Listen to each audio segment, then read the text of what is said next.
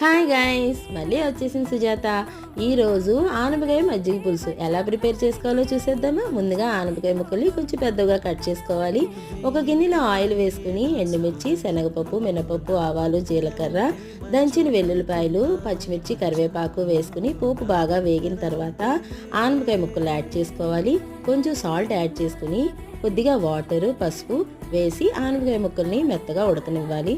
2-3 స్పూన్ల శనగపిండిలో చిక్కగా పుల్లగా ఉన్న మజ్జిగను వేసి శనగపిండి ఉండలు లేకుండా కలుపుకున్న తర్వాత ఆనపకాయ ముక్కలు ఉడికిపోయిన తర్వాత థిక్నెస్ కోసం వేసి బాగా కలుపుకొని ఒక 5 నిమిషాల పాటు ఉడకనివ్వాలి.